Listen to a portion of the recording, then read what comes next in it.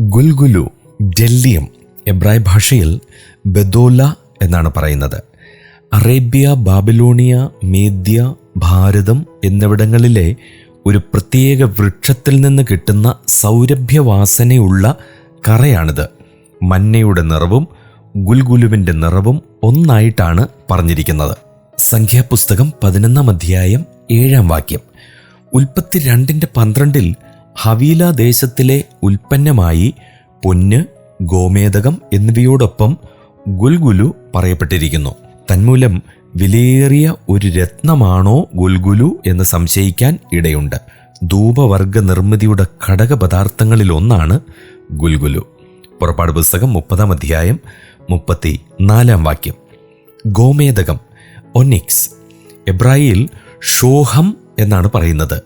ഗ്രീക്കിൽ ഒനുക്സ് എന്നും. വിവിധ വർണ്ണങ്ങളിൽ കാണപ്പെടുന്ന ചുവപ്പ് രത്നമാണ് ഗോമേദകം. കറുപ്പും വെളുപ്പും, ധൂമ്രവും വെളുപ്പും എന്നീ വർണ്ണങ്ങളിൽ കാണപ്പെടുന്നു. എബ്രായ പദമായ ഷോഹത്തെ വ്യത്യസ്ത പദങ്ങൾ കൊണ്ടാണ് സെപ്റ്റുവജന്റ് വിവർത്തനം ചെയ്യുന്നത്. മഹാപുരോഹിതന്റെ മാർപതക്കത്തിലെ 11-ാമത്തെ രത്നം ഗോമേദകം തന്നെയാണ്. ഏഫോദിന്റെ കഴുത്തിൽ ധരിക്കുന്നത് നഖവർണിയാണ്, സർഡോണിക്സ്. ഇത് ഗോമേദകത്തിന്റെ ഒരു വകഭേദമത്രേ. നവയെറുസലേമിന്റെ 8-ാമത്തെ അടിസ്ഥാനം ഗോമേദകമാണ്. വെളിപ്പാട് പുസ്തകം 21-ാം അധ്യായം 20-ാം വാക്യം. ഇവിടുത്തെ പരിഭാഷ അത്ര അംഗീകാരമെന്ന് തോന്നുന്നുമില്ല.